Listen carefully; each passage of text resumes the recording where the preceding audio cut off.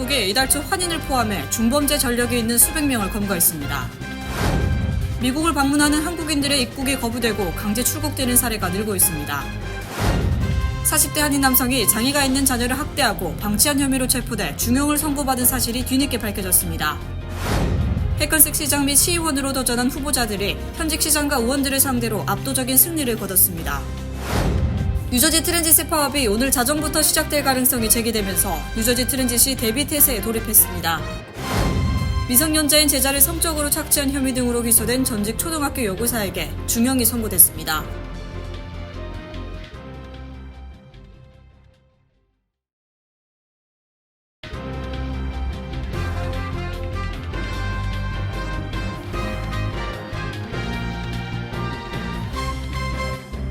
안녕하십니까. KBTV 뉴스9 이창원입니다. 이민세관 단속국이 이달 초 대대적인 불법 체류자 단속 작전을 벌여 한인을 포함해 중범죄 전력이 있는 수백 명을 검거한 것으로 밝혀졌습니다. 검거된 한인 남성은 52세 성 박 씨로 살인 혐의로 유죄 판결을 받았던 전력이 있는 것으로 알려졌습니다. 전장 기자가 전해드립니다. 전국적으로 불법 체류자 단속 활동을 시행 중인 이민세관 단속국 IC에 따르면 지난 4일에서 10일 사이 공공안전 강화를 위한 단속 작전으로 LA와 주변 도시에서 총 239명을 검거했다고 밝혔습니다. 이 중에는 52세 한인 남성 성 박 씨도 포함되어 있는 것으로 나타났으며 박 씨는 살인 혐의로 유죄 판결을 받았던 전력이 있는 것으로 알려졌습니다. ICE 측은 이번 작전으로 위험한 범죄자들을 검거했다며 불법 체류 중인 범죄자들은 세관 국경보호국이 운영하는 애플리케이션을 이용해 즉시 자진 출국하라고 경고했습니다. 검거된 불법 체류자들은 주로 엘살바도르, 멕시코, 베트남 출신으로 이들은 중폭행, 마약, 미성년자 강간 등의 범죄 전력이 있는 것으로 나타났습니다. IC에 따르면 이달 초에도 LA 외에 휴스턴 528명, 워싱턴 DC 189명, 솔트레이크 시티 52명 등 단속을 진행했습니다. LA에서 검거된 숫자까지 합하면 일주일 새 1,000명 이상의 중범죄 전력 불법 체류자가 체포된 것입니다. IC 측은 아동 착취, 갱단 활동 등 불법 체류자들의 범죄 행위를 알고 있다면 신고해달라며 고의로 허위 정보를 제공할 경우 연방법에 따라 벌금 또는 징역형에 처해질 수 있다고 강조했습니다. 이번 작전에는 IC 산하 단속 추방팀을 비롯한 연방수사국, 마약 단속국, 주류 담배, 화기 및 폭발물 단속국, 연방 마샬 등이 공동으로 진행했습니다. KBTV 뉴스 전상입니다. 미국을 방문하는 한국인들의 입국이 거부되고 강제 출국되는 사례가 늘고 있습니다. 특히 무비자로 입국하려는 한국 여성들에 대한 검문이 까다로워지고 있는데요. 여름방학이나 휴가철에는 입국 심사가 더욱 엄격해지는 경향이 있어 한국인들의 각별한 주의가 요구됩니다. 전장 기자가 전해드립니다. 이민법 전문 변호사들에 따르면 트럼프 2기 행정부 출범 이후 세관 단속국은 한층 강화된 입국 심사 기조를 유지하고 있으며 특히 여성 방문객들이 불법 체류나 취업 목적 등으로 의심받으며 2차 심사대로 넘겨지는 일이 반복되고 있습니다. 지난 주말 관광 목적으로 미국을 방문한 50대 한국 여성 A씨는 LA 국제공항 입국 심사대에서 예정 체류 기간과 방문 목적 등에 대해 질문을 받았고 A씨는 2달간 친구 집에 머물며 주로 쇼핑을 할 계획이라고 밝혔지만 심사관은 체류 목적이 불분명하다고 판단하고 그녀를 2차 심사대로 넘겼습니다. 이후 휴대폰까지 수색당한 A씨는 결국 다음 날 항공편으로 강제 출국 조치를 당했습니다. 텍사스로 향하던 또 다른 40대 여성 B씨는 LA 국제공항을 경유하려다 입국을 거절당하고 한국으로 돌아갔습니다. B씨는 8년 전 미국에서 체류 기간을 초과한 기록이 있었고 이 사실이 문제가 됐습니다. 이 같은 입국 거부 사례는 대부분 입국 심사 과정에서 체류 계획이나 방문 목적이 명확히 소명되지 못할 때 발생합니다. 전문가들은 무비자를 통한 미국 방문 시 왕복 항공권 확보는 물론 방문 목적을 분명히 하고 체류지 정보, 지인의 신원 등을 명확히 준비하는 것이 필수라고 조언하고 있습니다. 또한 사적인 메시지에 민감한 정보가 포함되어 있을 경우 입국 전 이를 정리해 오해 소지를 줄이는 것이 필요하다고 강조했습니다. 카카오톡, 이메일, 소셜미디어 메시지 등을 통해 불법 취업 의사나 장기 체류 계획이 의심될 경우 이를 근거로 입국이 거부되는 사례가 늘고 있는 것입니다. 실제로 일부 방문객들은 여행 일정표나 호텔 예약 확인서를 제시했음에도 불구하고 사적인 메시지 내용으로 오해를 사 강제 출국되기도 했습니다. KBTV 뉴스 전상입니다. 40대 한인 남성이 장애가 있는 자녀를 학대하고 방치한 혐의로 체포돼 중형을 선고받은 사실이 뒤늦게 밝혀졌습니다. 한인 아버지가 연루된 이 사건은 한인 사회뿐만 아니라 지역사회에 큰 충격을 주며 장애 아동 보호와 복지에 대한 논의를 촉발시켰습니다. 계속해서 전장 기자입니다. 버지니아주 러셀 카운티 셰리프국에 따르면 44세 한인 마이클 박 씨가 지난 2023년 1월 아동 학대 혐의로 체포된 사실이 드러났습니다.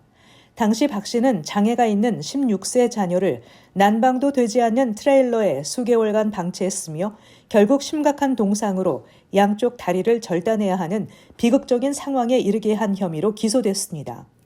박 씨는 당시 노스캐롤라이나주 포사이스 카운티에서 체포됐으며 박 씨의 동거녀인 레베카 브램너도 버지니아주 거주지에서 체포돼 동일한 혐의로 기소됐었다고 현지 ABC 뉴스가 전했습니다. 경찰과 현지 언론에 따르면 박 씨는 이후 지난해 1월 러셀 카운티 법원에서 열린 재판에서 아동 학대와 방치, 심각한 부상 유발 등의 혐의로 유죄 판결을 받았습니다. 그리고 3개월 뒤 법원은 11년 징역형을 선고했으며 박 씨의 동거녀 브램너에게도 동일한 혐의가 적용됐습니다. 법원 자료에 따르면 박 씨는 자녀에 대한 기본적인 생존 요구도 충족시키지 않았으며 이로 인해 피해 아동은 영구적인 장애를 겪게 된 것으로 드러났습니다. 이후 교도소에 수감된 박 씨는 항소했으며 지난 6일 항소 심리가 열렸고 변호사는 형량에 대한 조정이 필요하다고 주장했지만 검사는 기존 11년형도 부족하다며 최대 15년형을 선고해달라고 요청했습니다.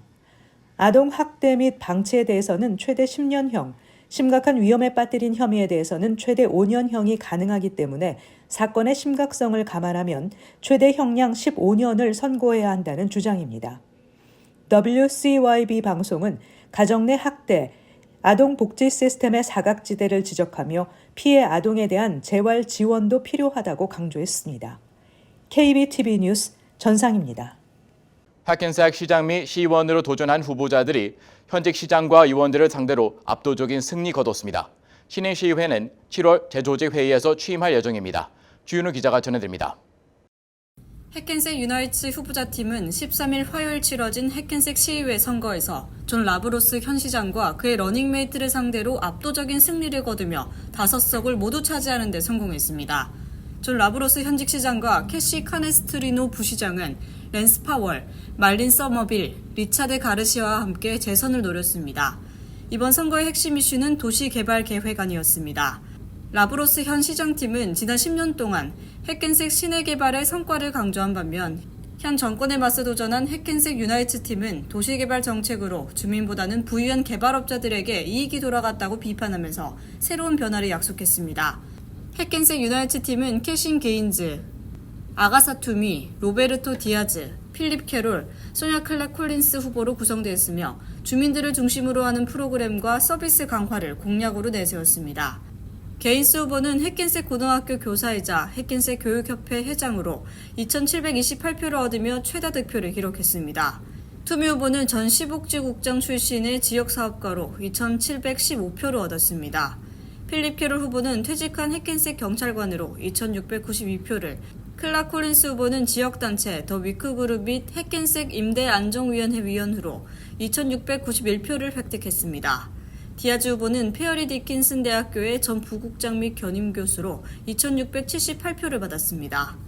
한편 현직 시장인 라브로스가 이끄는 팀에서 라브로스 시장은 1,574표를 얻으며 새롭게 도전한 게인스 후보에 1,000표 넘게 뒤졌습니다. 캐시 카네스트리노 현 부시장 역시 1,502표로 상대팀에 비해 저조했으며 랜스 파월 후보 1,499표, 말린 서머빌 후보 1,491표, 리차드 가르시아 후보가 1,480표를 얻었습니다. 해켄색시는 4년에 한 번씩 시 전역에서 5명의 시의원을 선출하는 비당파 선거를 실시하며 특정 팀이 전체 의석을 차지하는 경우가 일반적입니다. 신임시 회는 7월 재조직 회의에서 취임할 예정이며 이 회의에서 시장과 부시장이 시 의원들에 의해 선출될 전망입니다. KBTV 뉴스 주현우입니다. 뉴저지 트랜짓의 파업이 오늘 자정부터 시작될 가능성이 제기되면서 뉴저지 트랜짓이 대비 태세에 돌입했습니다. 뉴저지 트랜짓 측은 평일 4곳에 파크앤라이드 지점을 운영할 것이라고 밝혔습니다. 이어서 주현우 기자입니다. 뉴저지 트랜짓 소속 기차 기관사들이 빠르면 오늘 자정부터 파업에 돌입할 가능성이 점쳐지고 있습니다. 이에 따라 수십만 명의 통근자들의 불편은 피할 수 없게 됐습니다. 조합인 기관사 및 철도 근로자 형제회는 2019년부터 간헐적으로 협상을 진행해왔지만 아직 새로운 계약을 체결하지 못했습니다. 이번 주 초 워싱턴 DC에서 중재위원회가 직접 개입해 회의를 진행했음에도 합의에 도달하지 못한 상태입니다. 현재 철도 기관사들은 연평균 약 11만 3천 달러를 받고 있다며 만약 뉴저지 트랜짓이 연봉 17만 달러 수준 인상에 동의한다면 협상 계약 체결이 가능하다고 주장하고 있습니다. 반면 뉴저지 트랜짓 측은 기관사들의 평균 총소득이 연 13만 5천 달러이며 일부 고소득 기관사의 경우 20만 달러 이상을 받고 있다고 반박하고 있습니다. 뉴저지 트랜짓 철도 기관사 파업이 발생할 경우 월요일부터 차질이 빚어질 것으로 보이는데 이에 대비해 뉴저지 트랜짓 측은 평일 4곳에 파크앤라이드 지점을 운영할 것이라고 밝혔습니다. 뉴저지 트랜짓 콜룰리 사장은 자신은 원래 낙관적인 사람이라며 대화는 건설적으로 이루어지고 있으며 우리는 최선을 바라고 있지만 동시에 최악의 상황에도 대비하고 있다고 말한 뒤 이 파업은 누구도 원치 않는다고 말했습니다. 한편 토마스 노조위원장은 뉴저지 트랜짓의 기관사들은 단지 공정하고 경쟁력 있는 임금을 원할 뿐이라며 인근 철도 기관사들이 이미 받고 있는 비슷한 수준의 임금을 요구하고 있을 뿐이라고 말했습니다. 이번 파업이 실제로 발생할 경우 뉴저지주 대중교통에서 40년 만에 발생하는 파업으로 기록될 예정입니다. KBTV 뉴스 주현우입니다. 미성년자인 제자를 성적으로 착취한 혐의 등으로 기소된 전직 초등학교 유교사에게 중형이 선고됐습니다. 체포 당시 링컨 에이클 초등학교에 재직 중이었던 유교사는 카운티 교사상을 받기도 한 인물로 이 사건이 불거지면서 교육계에 큰 충격을 줬습니다. 전상 기자가 전해드립니다. 사우스베이 수페리어 코트의 엔리케 카마레나 판사는 아동 성범죄 혐의에 대해 유죄를 인정한 36세 제클린 마 씨에게 최소 30년형에서 최대 무기징역형을 선고했습니다. 이 사건은 지난 2023년 한 학부모가 아들의 휴대용 전자기기에서 부적절한 메시지를 발견하고 신고하면서 세상에 알려지기 시작했습니다. 경찰의 수사에 따르면 마 씨는 2020년부터 당시 미성년자였던 피해자들과 부적절한 성적 관계를 맺었던 것으로 드러났습니다. 엔리케 카마레나 판사는 이날 존경받는 교사였던 마 씨는 교사로서 수상 경력도 화려했기 때문에 그녀의 범죄는 쉽게 의심받지 않았다고 지적하고 당시 11세와 12세였던 피해자들은 교사의 조작과 가머니설에 속아 범죄의 대상이 됐다고 말했습니다. 한편 이민세관 단속국과 국토안보수사국은 지난 8일 매사추세츠주 케임브리지에 사는 50세 조슈아 드윗을 전날인 7일에는 메릴랜드주 볼티모어에서 27세 크리스토퍼 엘렌 티소이를 각각 체포했다고 밝혔습니다. 이들은 아동 성착취물 제작, 공모 등 혐의로 연방 검찰에 의해 기소됐습니다. IC에 따르면 드윗은 지난해 9월부터 스냅챗을 이용해 미성년자와 대화를 시도했고 같은 해 12월에는 스냅챗 계정에 아동 성착취물을 업로드했습니다. IC 측은 당시 드윗의 휴대폰을 포렌식 분석한 결과 제3자들과 아동 성착취물 관련 텔레그램 대화를 확인했다고 밝혔습니다. 이와 관련해 지역 매체는 드윗의 개인 웹사이트 내용을 바탕으로 그가 한국에서도 음악 교사로 활동한 경력이 있다고 보도했습니다. 드윗은 텔레그램으로 티소이와 연락하며 아동 성착취물 제작을 의뢰했습니다. 그는 2023년 7월부터 지난해 12월까지 아동 성착취물 제작 등을 조건으로 총 87차례에 걸쳐 23,752달러를 티소이에게 송금한 것으로 드러났습니다. 드윗은 체포 당시 매사추세츠의 한 사립학교에서 음악 교사로 재직 중이었습니다. 필리핀 국적인 티소이는 지난 2024년 9월 취업 비자로 입국해 볼티모어 시내 병원에서 의료 기술자로 근무하고 있었습니다.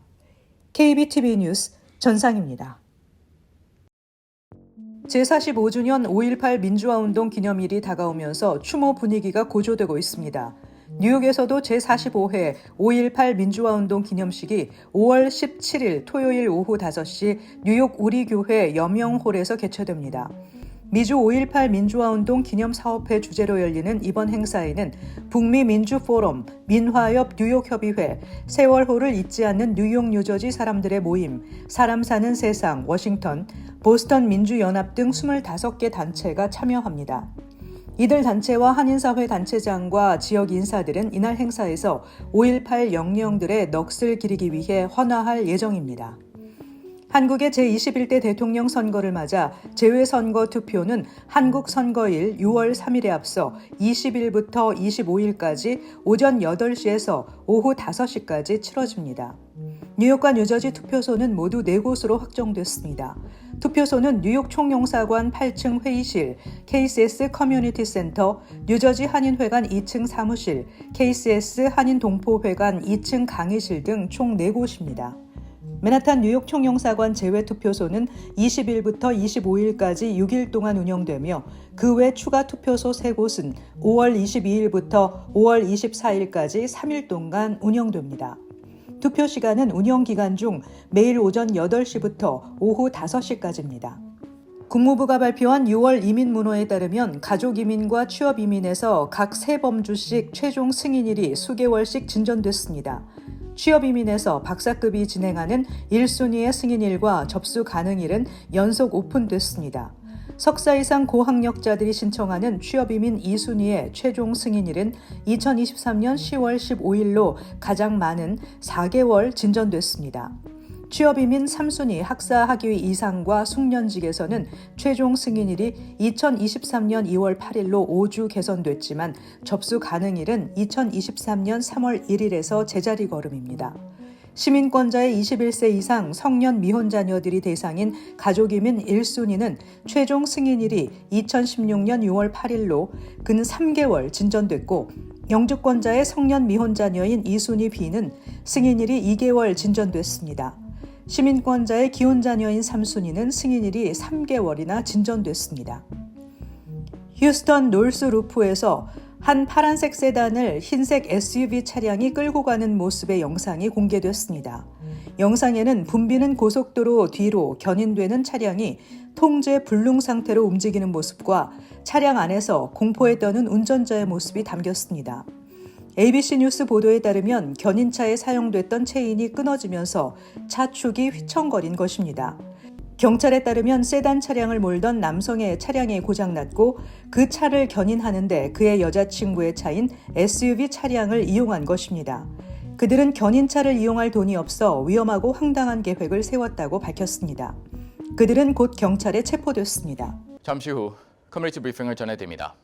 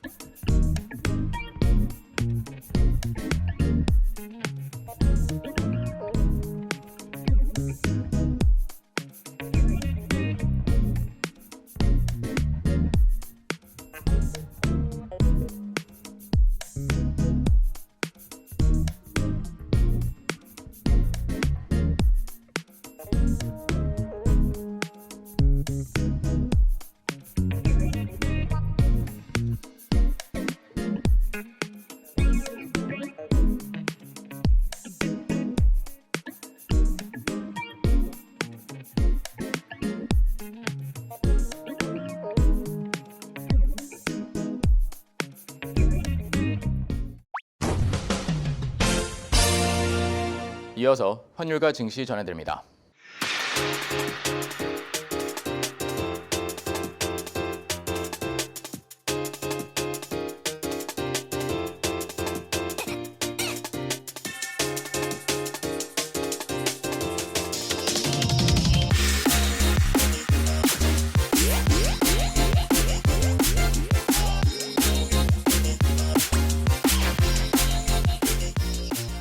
잠시 후 뉴욕과 뉴저지 날씨 전해드립니다.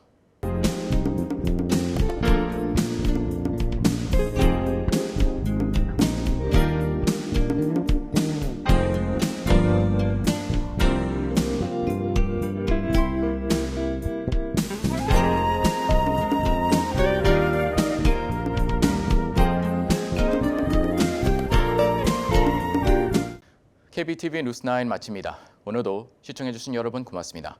편안한 밤 보내시 바랍니다.